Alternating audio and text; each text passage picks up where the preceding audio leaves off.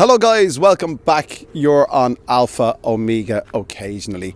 On this occasion, we're talking about where would you live in Thailand, in the city or in the countryside?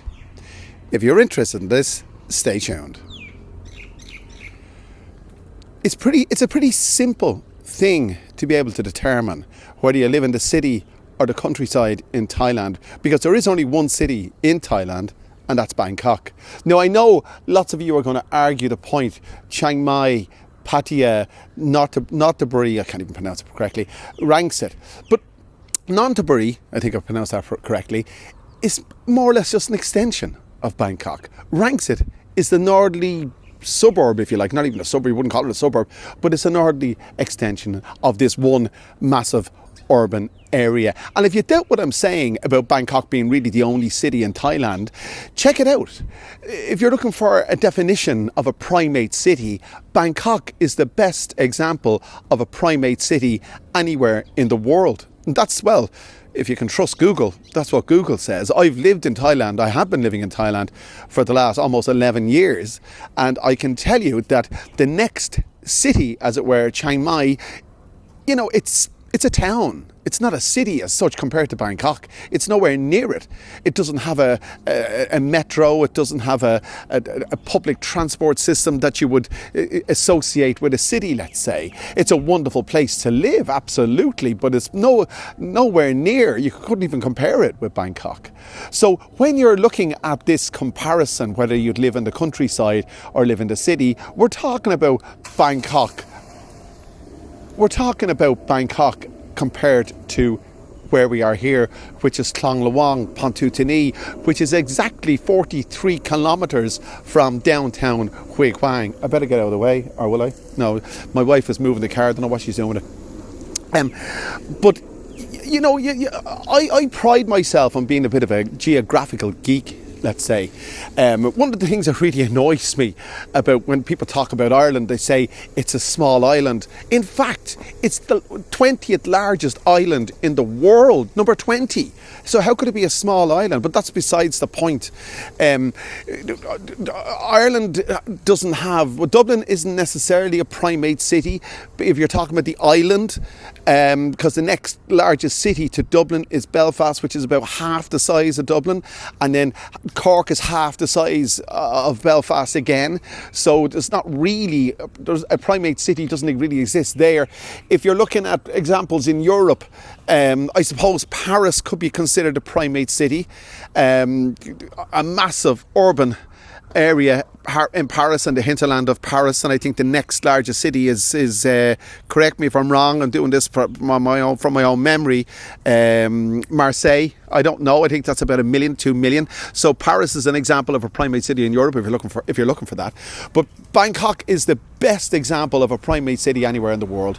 So we're 43 kilometres outside Bangkok. Hello! We're 43 kilometres outside Bangkok. You see the locals here are very friendly. And we're in the middle of the countryside. Now, where would you rather live? Would you rather live in Bangkok or would you rather live here? Have a listen. The faint hum of some farm machinery in the distance, the sound of the birds, it sounds idyllic. We've got banana trees here, orange trees, we've got mango trees, we've got coconuts, bananas, we've got fish in the pond. It sounds like the Garden of Eden, for God's sake. But to be honest with you, as a preference to living here, as a preference, I prefer to live in Bangkok than live here. Because this is a wonderful place to live, but there's one huge drawback. I'm going to show you. This road leads up to the main road up there, and it's policed by dogs. Now, they're not there now. They were there a few minutes ago, and the dogs are actually the family pets, and I use that in the broadest sense, that term. Family pets of my wife's family, extended family, because this being Thailand, this whole road, the houses on this road, the residents are extended family members of my wife. And I've asked her, and I said this before in other videos, I'm keeping my head looking over my shoulder here because I don't want to end up with a dog bite, because 10% of dogs in Thailand have rabies. So there you go. And it's a very expensive treatment if you don't have insurance to get your rabies shots. A YouTuber that I was watching an account, he had, based in Bangkok, he had a dog bite. And he hadn't let his insurance lapse. I think it was over 20,000 baht for the course of rabies shots, but won't go into that. But that's one of the drawbacks of country living anywhere in Thailand. You don't have to go outside Bangkok to encounter street dogs. I mean, they're everywhere here. But here, they're an absolute nuisance, because one of the benefits of living in a rural area is to take a walk on a country road. It's a Saturday afternoon, and it's 10 to 4. I would love to take a ramble. Just take a ramble up there, just enjoying the sound, sights and sounds of this wonderful rural area. But you can't enjoy it. And I'm not being negative. I'm just being observative. I'm observing the fact, and I'm sharing with you that that's the single biggest drawback of country living in Thailand. There's a lack of control here over these animals, and because of the culture, the Buddhist culture, I'm not necessarily saying this Buddhist, but you can't harm a dog. Not that you'd want to harm a dog, but even in defense, you'd want to be pretty sure that your life is in danger before you render an injury to a dog if the dog looks menacingly in your direction. This video is not about dogs, but it is the one factor that I think of all the time as to why I wouldn't want to live here. Because of that fact, I'm caged. Look,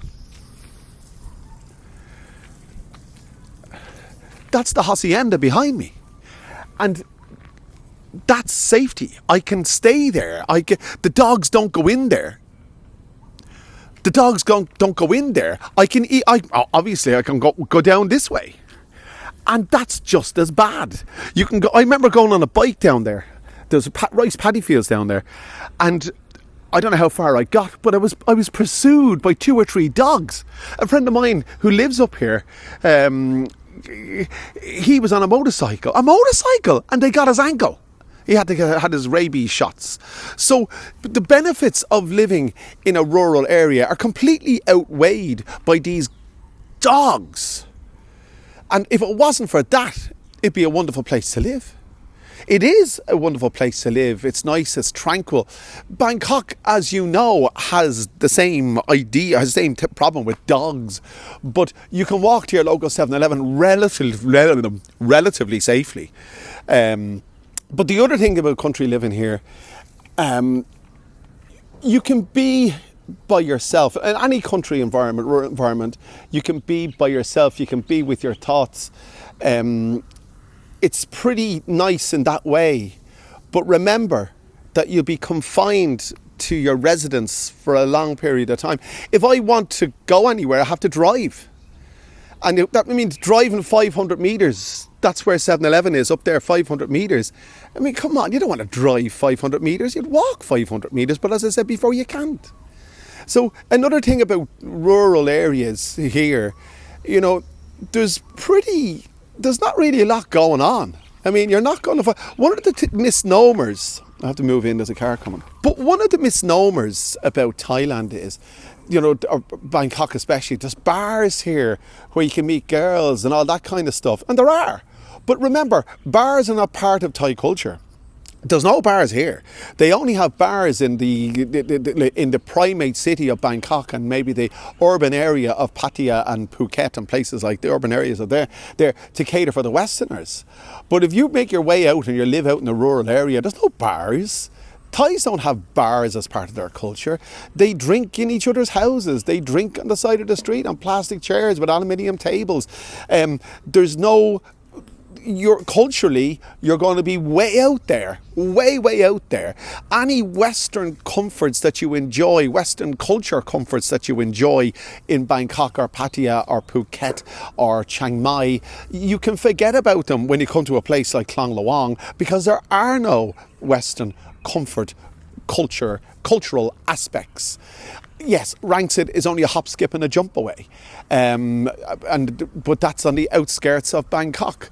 So although we have the benefit of living close enough to the Bangkok urban area, literally about 15 minutes away from here to Rangsit, if you were to live in a standalone rural area, and this is a good example of that, but it's close to the urban area, but if you were to live in a rural area that's maybe an hour away from, let's say, a McDonald's or a Subway, and you had to rely on Thai culture for your entertainment, how long do you think it'd last? You know, maybe I'm wrong. Maybe other people will adapt to this quite well. I'm here almost, as I said, 11 years. I'm adapted. I am.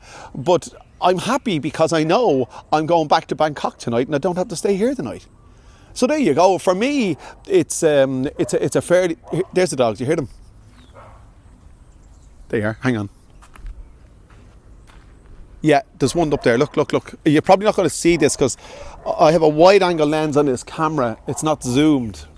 But look, you see him up there? If I wanted to go to 7-Eleven now, there's no way. There's a set of golf clubs inside. And yeah, he's coming. Look, he's coming. There you go. Look, he's coming. Look. I'm feeling fairly brave because I'm right beside the gate. He's turned away. No, he hasn't. He's standing his ground. So there you go. That's proof of the pudding. What do you think? Would you prefer to live in an environment like this or live in the Primate City, the best example of a Primate City anywhere in the world, i.e. Bangkok? Let me know in the comment section.